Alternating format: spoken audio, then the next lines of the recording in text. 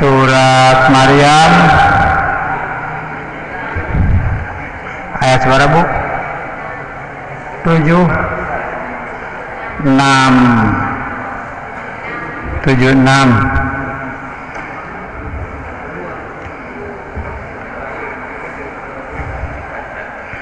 Surat Maryam ayat 76.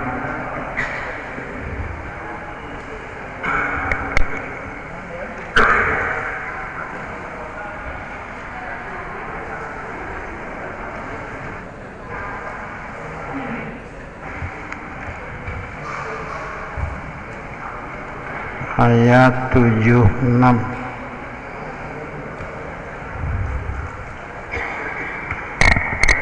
Atas, Bu, ayat. Ayat. Ya.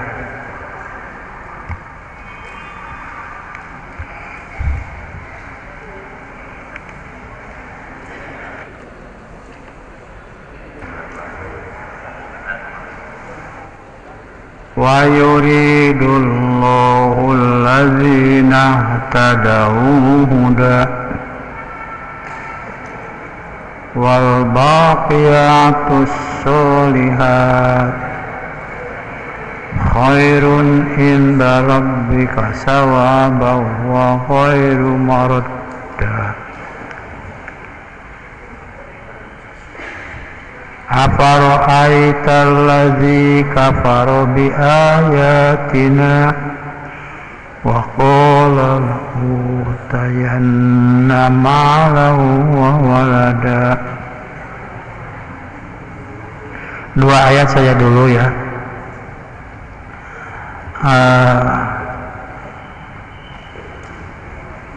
Pakai keterangan sebagai dasar dulu. Begini ya. Barusan saya menerangkan di sana di Al-Fitrah Idad ada 3 macam. 1, Muhammad Shallallahu Alaihi Wasallam tidak kenal Jibril, tidak. Kedua, tidak kenal bahwa yang dibacakan itu wahyu, apalagi dengan nama Quran.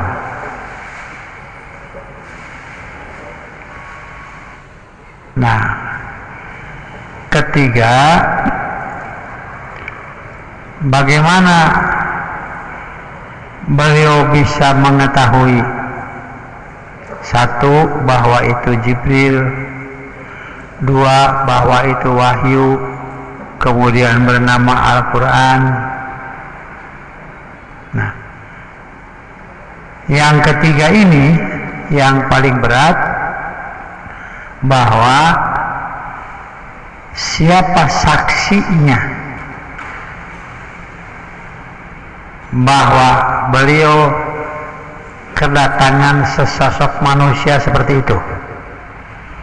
Kan sendirian di Gua Hira itu, kan sendirian, tidak ada saksi.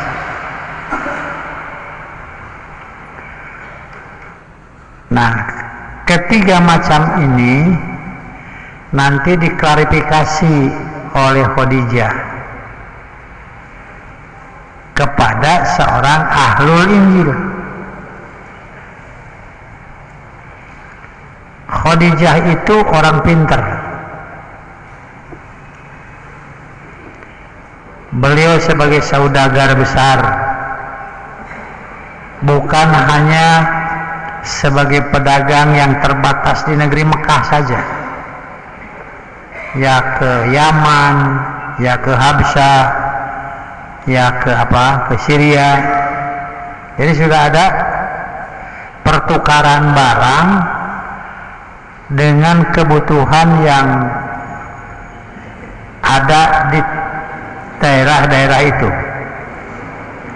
Artinya dengan modal besar, dengan barang yang banyak, dengan pegawai yang diatur. Kalau kita mendirikan pabrik. Yang susah itu bukan mengatur barang, ngatur orang. Tang SMA eta tah, ngatur jelema. Kalau kita punya angkot, taruhlah angkot itu ada 10 misalnya. Eta nu matak darah tinggi itu supirna tah. Mobilnya mantel. Mengatur orang itu. Nah, di antara orang-orang yang beliau atur itu, yang tepat untuk memegang usaha Khadijah ini adalah Nabi Muhammad. Kenapa? Cuma satu, jujur. Sampai orang-orang penyembah berhala pun memberi gelar kepada Nabi Muhammad itu Al-Amin, si jujur. Jadi kalau kita pakai heureuy ya, copet wae pan ngabagi untung mah kudu jujur. Copet sesama copet ngabagi keuntungan teh kudu jujur teh. Tidak boleh bohong. Karena itu kalau Adnan Buyung Nasution berani membela si Gayus dengan syarat harus jujur. Mau jujur bagaimana kok dia nyuri kok? Jadi salah Buyung, nah anu kitu dipercaya. Itu ya. Nah, apa yang menjadi modal? Saya ulangi ya. Apa yang menjadi modal Rasulullah Shallallahu Alaihi Wasallam setelah menerima wahyu itu? Sebab beliau tidak mengandalkan ada manusia lain sebagai saksi. Kan di Gua Hironya nyendiri. Di Gua Hironya itu kan nyendiri. Tidak kenal Jibril, tidak kenal wahyu, apalagi namanya Quran. Sampai beliau datang kepada Siti Khadijah untuk menjelaskan apa yang terjadi itu sebenarnya. Nah, ternyata Khadijah itu orang pinter, termasuk beliau juga mengerti kitab-kitab yang ada sebelum Quran itu turun. Khadijah itu ngerti itu. Contohnya begini.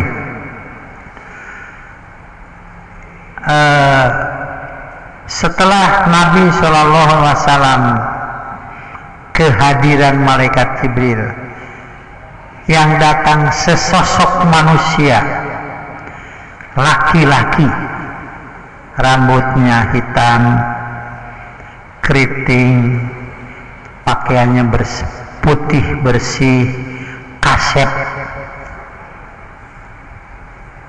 yang datang Jibril itu.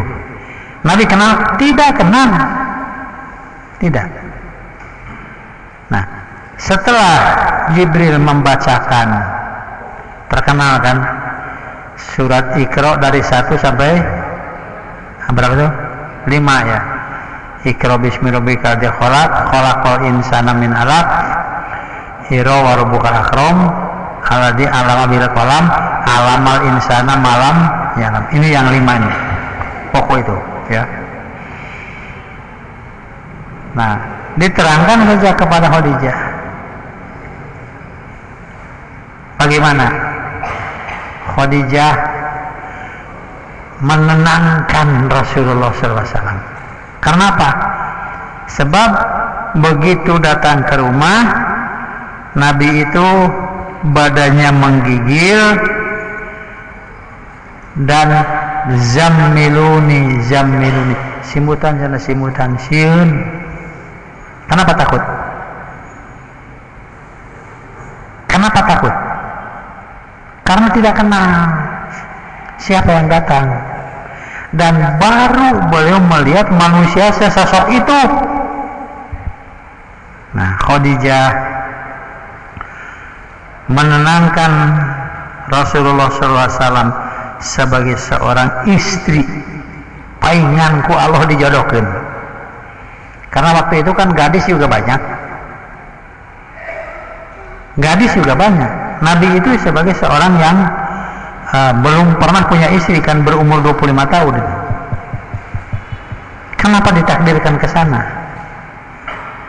Lucunya malah khutbah nikah Abdul Muthalib. Di saya khutbah nikahnya. Dia mengucapkan kalimat alhamdulillah. Semua puji bagi Allah yang telah mempertemukan yang pada asalnya berserakan. Ya, sok dipakai khutbah Nabi kasih di Fatimah teh. Nah, kenapa Khadijah? Ku Allah teh dijodohin kepada Khadijah. Karena Khadijah itu satu, orangnya pinter. Kedua, orangnya berharta. Yang ketiga, orangnya berani menyerahkan harta sebanyak apapun karena yakin ini Nabi. Kenapa? Nah, untuk mengklarifikasi, karena pada diri Khadijah itu sudah ada ilmu. Mana ilmunya? Bahwa di kitab-kitab yang ada pada Taurat, yang ada pada Injil, sudah menerangkan bahwa nanti akan datang Nabi yang Allah akan utus. Siapa? Nah, Khadijah tahu ciri-cirinya begini.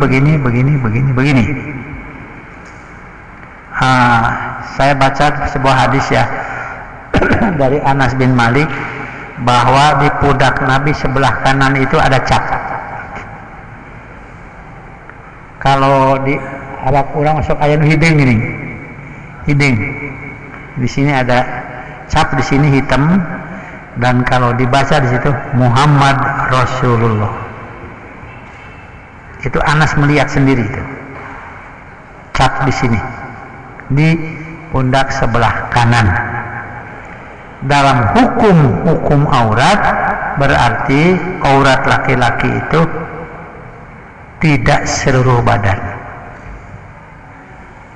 Nah, karena Khadijah itu sudah tahu apa yang diterangkan di dalam kitab yang sebelumnya, maka ciri-ciri apa yang dijanjikan Allah ini, wah ini Nabi itu iya. Karena itu Khadijah tidak membawa Nabi kepada Abu Jahal. Padahal Abu Jahal itu orang pinter. Tidak membawa kepada Abu Lahab. Walaupun Abu Lahab itu ya pinter ya kaya. Cirinya pinter apa? Jadi sesepuh Quraisy, artinya pinter tak? Abi Thalib itu sesepuh Quraisy, pinter. Dai bodoh menjadi hamba sahaya. Ya. Nah, kenapa tidak dibawa ke sana? Kenapa? Dibawalah kepada seorang yang menyalin Injil ke dalam bahasa Arab. Namanya Warokoh, yang masih dalam lingkaran keluarga Khadijah. Terangkan weh. Bagaimana itu kejadiannya? Begini. Persis seperti yang terjadi. Maka Warokoh mengatakan hadzal namus. Ayi, mun urang mah. Yang datang kepadamu di Gua Hiro itulah an-namus, malaikat yang dulu datang kepada Nabi sebelummu juga itu malaikatnya. Ini mengkol sedikit ya. Karena Nabi Muhammad itu Nabi yang terakhir, jadi sekarang Jibril itu gawe. Nah, ya pikiran halus ting. Adek tapi pikiran deh. Gawe. Gawe malah Jibril antah ngomong gitu. Gawe. Nah, jelas. itu Jibril. Barulah Nabi mengenal, oh yang datang itu malaikat Jibril. Artinya sebelum Quran turun mereka sudah mengenal nama-nama malaikat dan seterusnya. Sudah. Nah, lalu pulang. Lalu Nabi menyampaikan kepada masyarakat mana rasa percaya dirinya mana. Kan dia saksi kan. Di pengadilan wae pan kudu aya tilu. Hiji bukti, dua saksi, tilu pengakuan kan gitu. Untuk menyatakan kebenaran Muhammad sebagai seorang rasul dengan Quran ini saksinya mana? Saksinya itu adalah Al-Quran. Karena itu disebut Quran itu mukjizat yang paling besar. Sampai orang-orang musyrikin mengatakan, ya Muhammad, kami akan ikut seperti yang Anda katakan, tapi minta Qurannya diganti. Entong iya. Yaitu jangan yang menerangkan la ilaha illallah. Kalau Nabi Muhammad mengikuti kemauan mereka, amar ma'ruf nahi munkar tidak akan pernah ada. Dan tidak pernah akan ada perubahan di masyarakat.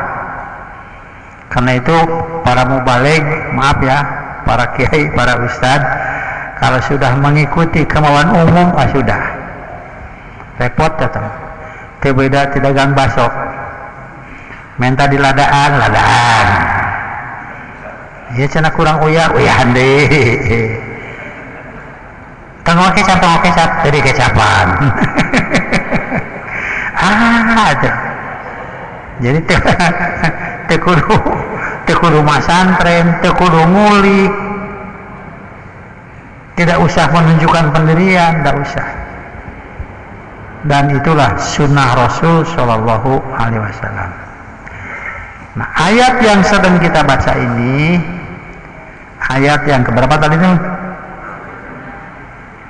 76.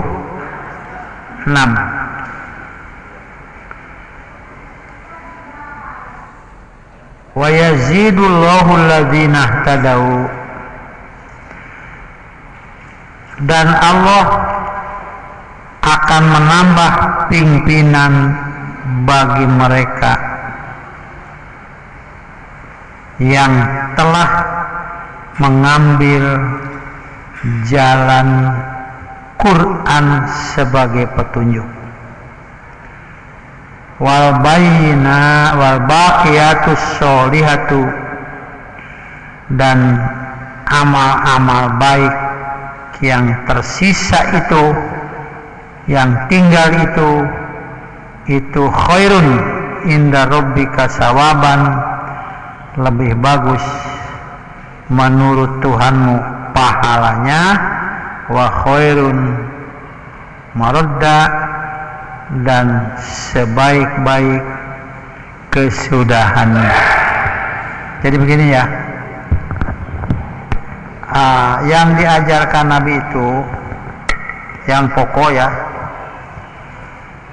coba dibalikan deh ya, rada hese. Nabi itu memindahkan pola pikir manusia dari yang bersifat kebendaan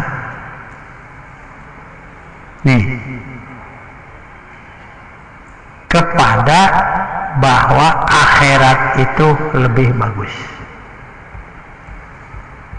Maka pola pikir manusia itu berubah. Sampai ada ahli syair mengatakan, dengan tangan itu Umar dulu membunuh orang.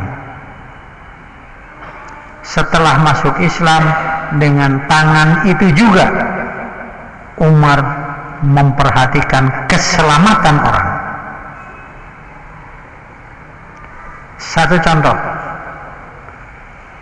ada rombongan unta dengan barang-barang banyak,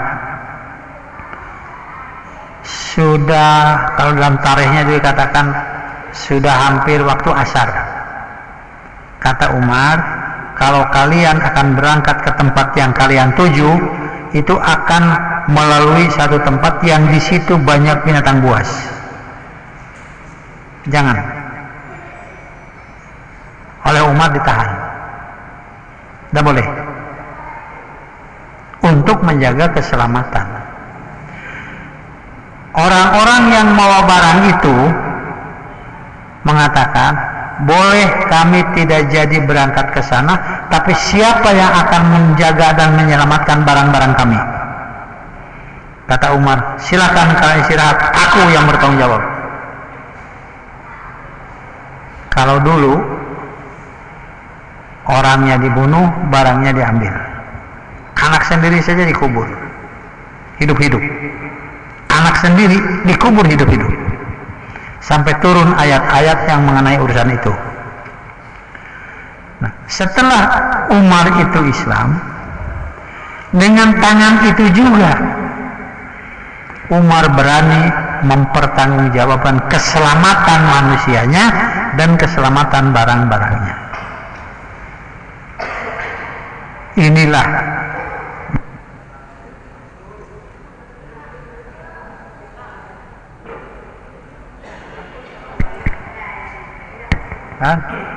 ayat.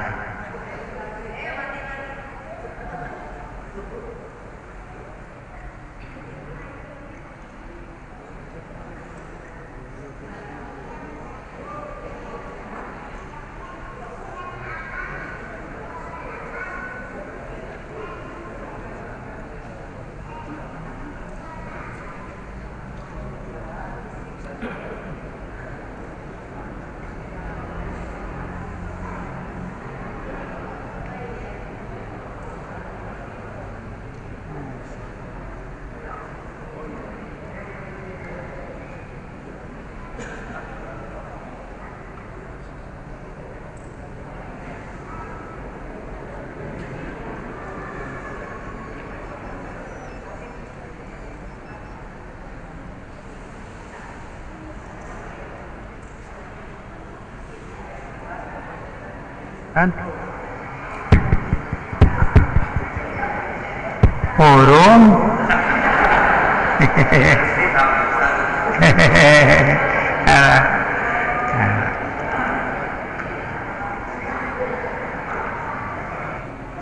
Ayat 76,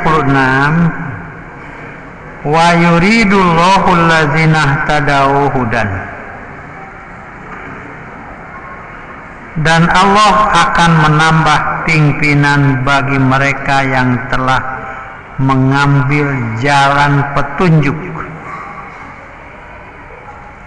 Wal baqiyatus sholihatu, dan amal-amal baik yang tinggal itu khairun inda rabbika, lebih baik ganjarannya menurut Tuhanmu, wa khairun maradda, dan sebaik-baik kesudahannya. Saya ingat ini dulu ya, seringkali kata-kata man yahdillah fala mudhillalah itu kan dipakai khutbah Jumat, tahmid dalam khutbah baik Jumat maupun lainnya, lalu diartikan secara harfiah, manih tada, barang siapa yang mengambil petunjuk, fala mudhillalah, tidak akan ada yang dapat menyesatkannya, wa man yudlil, dan siapa yang ia sesatkan, fala hadiyalah, tidak akan ada yang memberi petunjuk.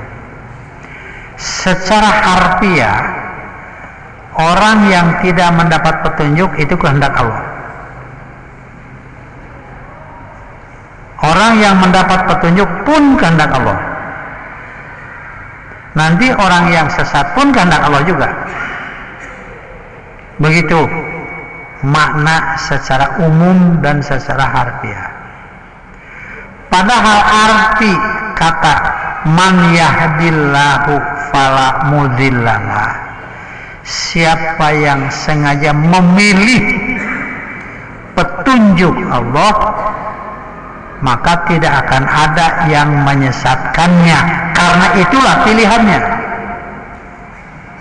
Wa man yudlil fala hadiyalah, barang siapa yang memilih kesesatan, maka tidak akan ada yang memberi petunjuk kepadanya, karena disitulah keinginan dan kegembiraan hidupnya. Itu arti man yahdillah fala mudhillalah wa man yudlil fala hadiyalah. Kalau diartikan secara harfiah, nanti diberi petunjuk ku Allah, disesatkan pun ku Allah. Bukan begitu artinya. Itu didukung dengan beberapa ayat selanjutnya. Dengan petunjuk itu nanti ada ini, ya, ini ada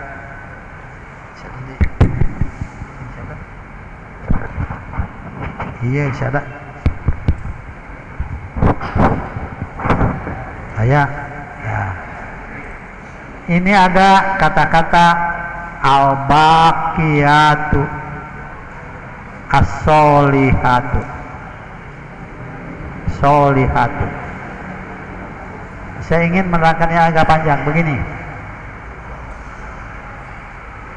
Biasanya orang-orang yang amanu, ya, amanu begini, wa amilu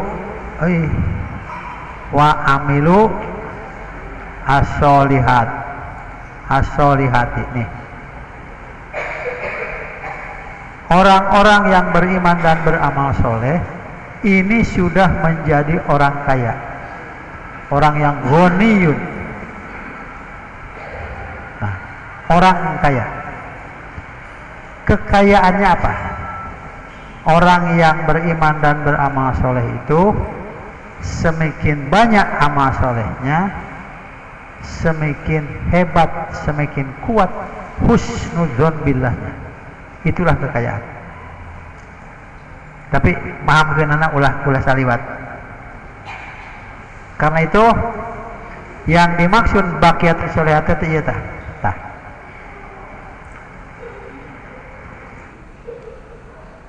Orang yang beriman dan beramal soleh itu adalah orang yang kaya, dan kekayaannya bukan jumlah uang,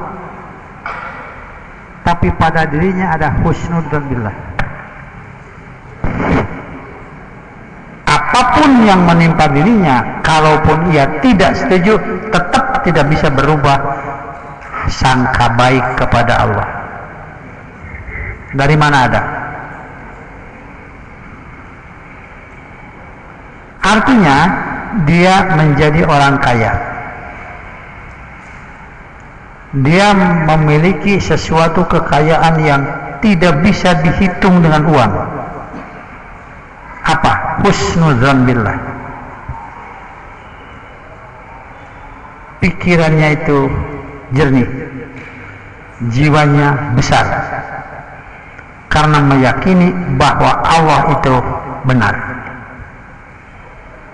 Mana mungkin kepada orang yang banyak beriman dan beramal soleh, lalu Allah menetapkan sesuatu yang jelek bagi dirinya. Cuma seringkali kita bodoh karena tidak tahu apa yang Allah tetapkan itu. Contohnya kieu. Ini budak bagir, ayah budak bagir mau disiksa, moal mungkin moal budak bagir teh moal disiksa. Tapi di saat meminta sesuatu yang menurut orang tuanya bila dikasihkan ada bahayanya, maka permintaannya itu tidak dilaksanakan. karena orang tuanya mengerti, paham kalau dilaksanakan ini ada bahayanya. Itu ya. Pakai contoh yang mudah ya. Saya di sini pernah menerangkan kalau nggak salah kapan. Jadi kalau seorang anak TK ya, biasa diantar jemput abodemen dengan seorang tukang beca misalnya, atau dijemput. Pada satu hari anak itu tidak ada, tukang beca pulang kosong, ibunya datang menjemput sudah tidak ada. Pasti akan ada sangka jelek, pasti itu.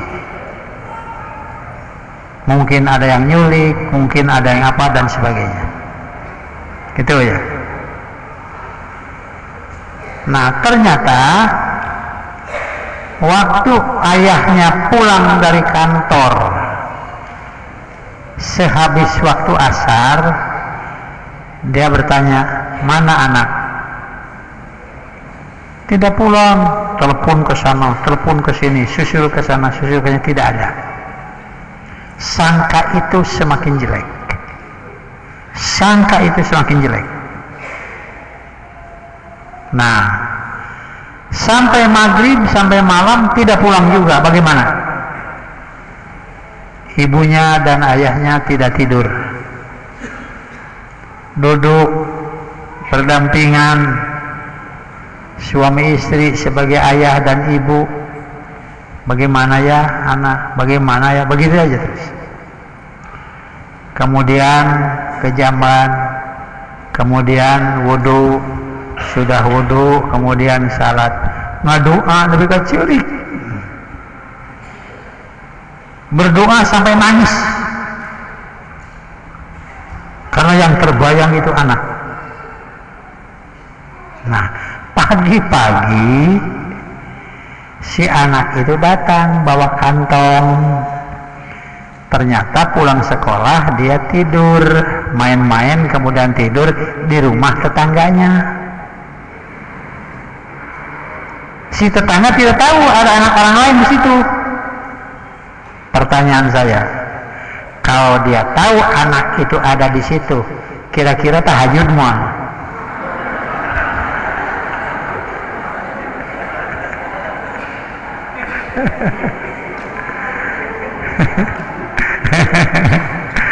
Kira-kira dia berdoa sampai nangis mungkin?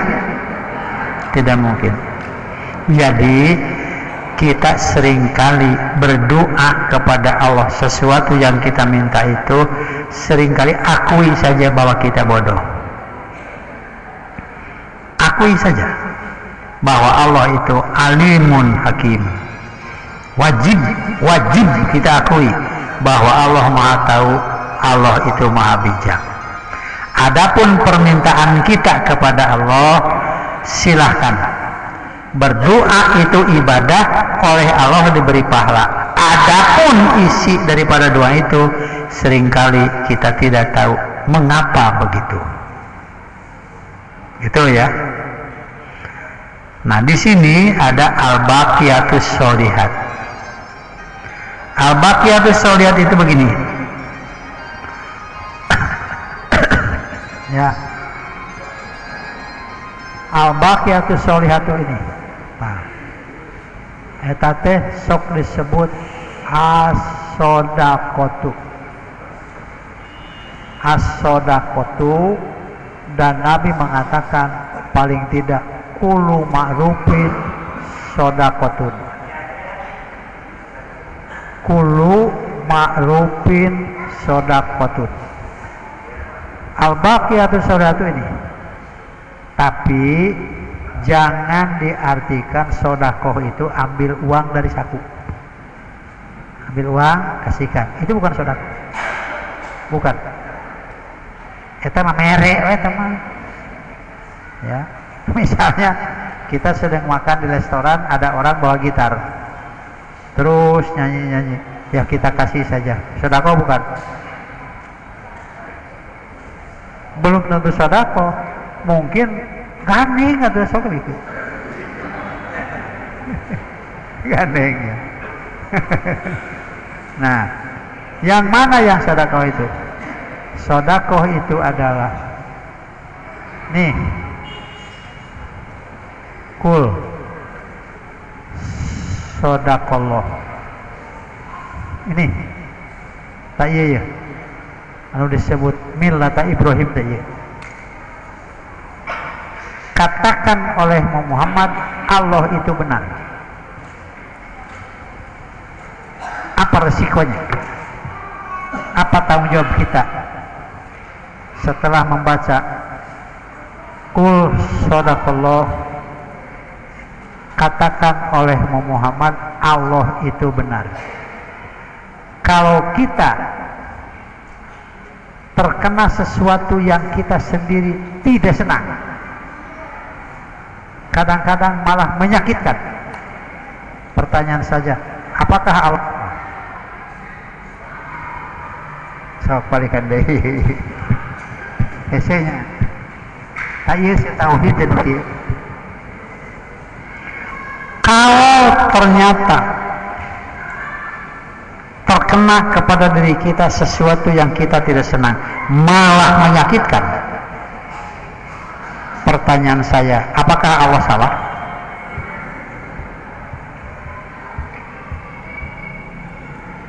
Tah al-baqiyatus sholihat ta'ata. Al-baqiyatus sholihat di ayat ini itulah, yaitu husnuzon billah, yang merupakan kekayaan bagi orang yang amanu wa amilus sholihati. Laksanakan, nanti kamu menjadi orang kaya. Kaya apa? Bukan kaya kunyuk.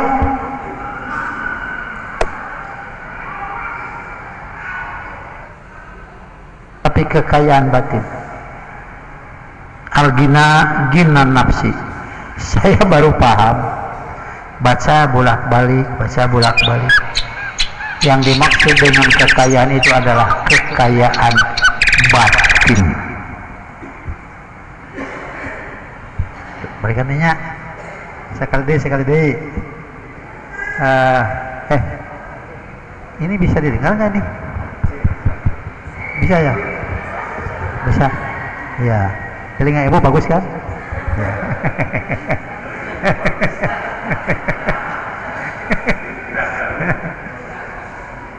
Saya ulangi. Al-baqiyatus sholihat itu hanya ada pada orang ini. Pada ada orang yang amanu. Baru wa amilus. Mustahil ada amal soleh tanpa iman. Mustahil ada amal soleh tanpa iman. Dan inilah yang menjadi kekayaan. Orang yang beriman dan beramal soleh punya kekayaan husnudzon billah. Selalu bersangka baik kepada Allah. Itulah al-baqiyatus sholihat, yang umum disebut sedekah. Sedekah bukan ambil uang dari saku lalu dikasihkan, bukan. Itu terlalu kecil. Mengapa? Karena begini, ini si A punya uang sekian, ya, seperti itu, 1 juta, 1 juta sih, 10 juta sudahlah. Lalu dikasihkan berapa? 1 juta. Yang ini kepunyaan siapa? Si A punya uang 10 juta. Si A, bukan si A ini ya. Lalu diberikan kepada si B 1 juta. Yang 10 juta kepunyaan siapa? Kepunyaan Allah. Ya. Diberikan kepada si B, kepunyaan siapa?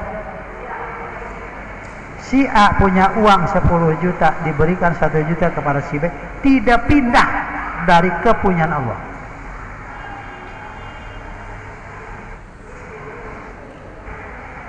Tidak pindah. Ada di si A kepunyaan Allah, diberikan kepada si B pun kepunyaan Allah. Nah, karena itu Nabi mengatakan ini. Yang dimaksud dengan sedekah bukan mengeluarkan sebagian hak milik, tetapi baik berkata, bertindak atau melakukan apapun, meyakini bahwa Allah benar. Itu sedekah.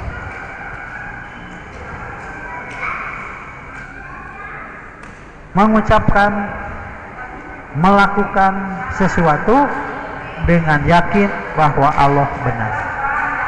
Ini. Hah? Mana? Aduh, dibawain anak berat. Iya itu. Iya. Saya ulang ya.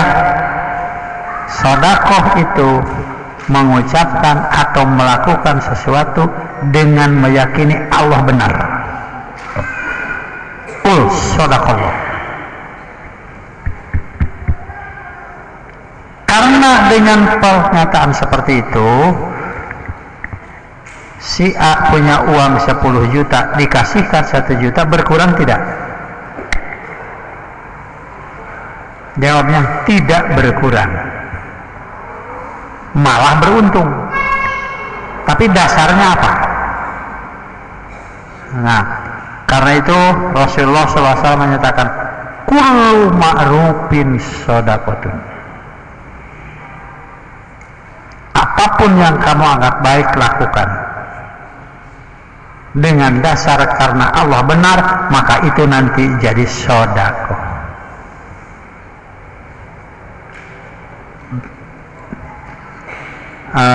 Tambahannya, Rasulullah SAW menyatakan, likulli muslimin shadaqatun. Tidak terlewat siapapun dalam kondisi apapun, seorang muslim wajib bersedekah. Wajib bersedekah. Mendengar itu, sahabat bertanya, ya Rasulullah, si Anu bisa melakukan dengan hartanya, saya ini tidak punya. Si Anu bisa mengajarkan ini, saya ini bodoh. Si Anu bisa melakukan dengan mengangkat itu, mengangkat ini karena bertenaga, saya ini sudah tua. Sedangkan Nabi mengatakan, likulli muslimin shadaqatun. Apa yang saya bisa lakukan? Nabi mengatakan tidak akan terlewat, yaitu wal yumsik anis syarri fa innaha lahu shadaqatun. Tahan dirimu daripada melakukan kejahatan, dan bagi dia itu sudah merupakan sedekah. Wal yumsik anis syarri fa innaha lahu shadaqatun. Jadi jangan miskin mah sedekahna teh eureun-eureun. Selama dia menahan diri untuk melakukan kejahatan. Artinya kemiskinan, kefakiran jangan jadi alasan untuk melakukan kejahatan.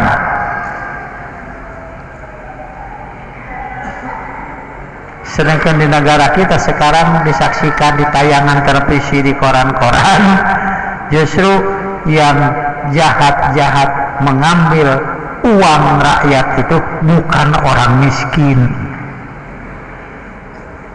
Tukang macul korupsi, korupsi naon? Tukang macul korupsi naon? Gimana ya? Nah, karena itu saya ulang ya di sini. Balikan deh ya.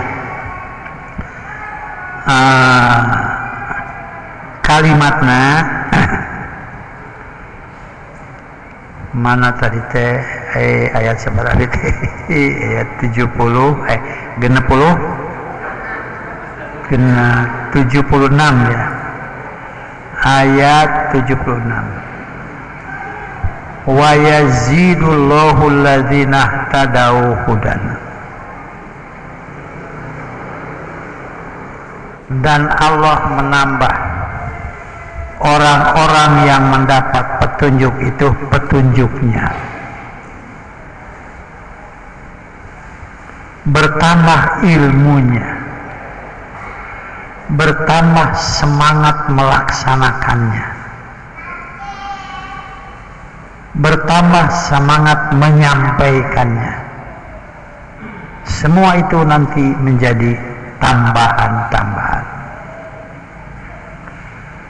Wal baqiyatus sholihatu, dan al baqiyatu apa ya artinya sini? Yang tinggal kesolehan itu, kesolehan yang tinggal itu, amal-amal baik yang tinggal itu, khairun inda rabbika sawaban, lebih bagus pahalanya di sisi Tuhanmu, wa khairun maradda, dan lebih baik kesudahannya. Kalau ini ya, kalau kita berpikir ini dalam hadis Muslim dimuat berulang kali. Kullu ma'rufin shadaqatun. Sampai dengan kata-kata wal kalimatu thayyibatu shadaqatun. Dalam syarahnya, kalau nggak salah dalam syarah Muslim dikatakan, kalau Anda tidak bisa berkata yang baik, lebih baik diam. Diam itu omongan yang paling bagus. Contoh yang enteng ya, ini ke ibu-ibu. Kalau Aisyah itu masak untuk Rasulullah, kalau Rasul itu tidak cocok, beliau tidak berkata apa-apa, tapi tidak memakan makanan itu. Ini makanan sudah dimasak oleh Aisyah, lalu dihidangkan oleh Rasulullah. Rasul menghargai jasanya, walaupun beliau tidak setuju terhadap makanan itu, tapi jasanya wajib dihargai, sebab dia memasak bukan untuk orang lain kan. Sampai guru saya itu pernah nganasehatan, lamun anta keur teresep ka pamajikan sing ingat inung bapa namanya Ahun. Eta teh inget ka ieu ngata. Lamun anta keur loba ka teh genah teresep ka pamajikan sing ingat inung bapa namanya Ahun. Kira baik pikir deui. Ini kan satu kata-kata filosofis yang sangat indah sekali. Nabi tidak memakan, tapi tidak mengatakan, wah, dengar ante gitu, tidak dahar. Tapi Nabi berhasil membangun Aisyah berotak cerdas. Artinya engke entong nyendeu nu kieu. Halus teh di dahar nyendeu. Eta mah kaduhung ditanyaan.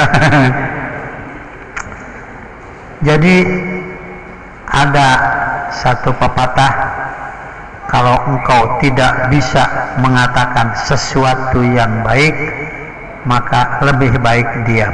Diam itu adalah kata-kata yang terbaik. Itu ya. Sampai Nabi mengatakan al kalimatu thayyibah shadaqah. kata-kata yang baik itu sedekah. Tidak jadi untuk mengucapkan kata-kata yang diperhitungkan. Ini tambahan rada lega ya. Jadi silakan nanti kalau yang rajin baca syarahnya hadis. Seorang mau mengucapkan sesuatu, dipikir dulu, kalau diucapkan akan jadi masalah. Dia tidak jadi mengucapkan, itu sudah kotor. Dan itu kalimatut thayyibah. Setelah terpikir, kalau diucapkan bakal jadi masalah. Lebih baik tidak diucapkan. Tidak jadi mengucapkan itu sudah kalimatut thayyibah. Jadi yang dimaksud kalimatut thayyibah itu bukan ucapannya, tapi dipikirkan akibatnya. Itu di lembur saya dulu ya, ayah sok ngomong nanti sangenahna we. Istrinya bikin sayur hasem. Sayur asem ya, bukan sayur asem. Sayur asem. Bikin sayur asem. Mungkin dia itu tidak cocok. Itu si suaminya itu mengatakan nukieu mah atuh parantesi banget muning misalnya. Di mana ya muning si banget atau barino. Tapi sangat menyakitkan omongan itu. Ya mas, sayur teh sayur untuk wudhu munding saja. Baik kan? Itu berbulan-bulan mengobati rasa sakitnya itu tidak mudah. Lila tidak. Selalu ingat. Apalagi kalau tindakan itu di depan anak-anak, lebih jelek lagi.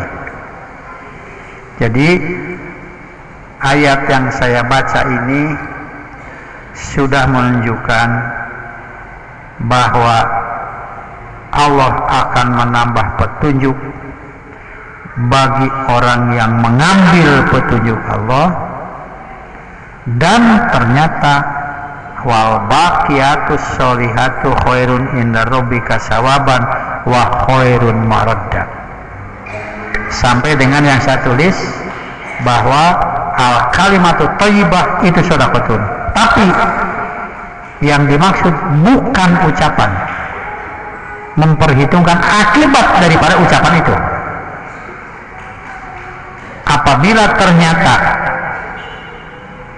Apabila diucapkan justru jadi masalah, lebih baik tidak mengucapkan. Tidak mengucapkan itulah al kalimatut thayyibah.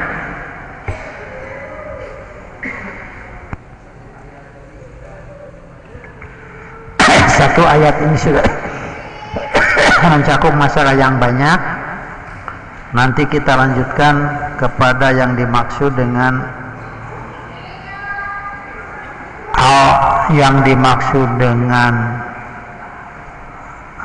gaib itu. Ini ayat selanjutnya. Ittala al-ghaiba amittakhadha inda rahmani ahda. Ini lebih meluas lagi, karena adanya amal soleh itu harus dilandasi dengan beriman kepada urusan gaib. Apabila tercampur dengan kemusyrikan, maka amal soleh itu tercemar, terkontaminasi. Itu ya. Aduh, sudah jam 9. Jam 9.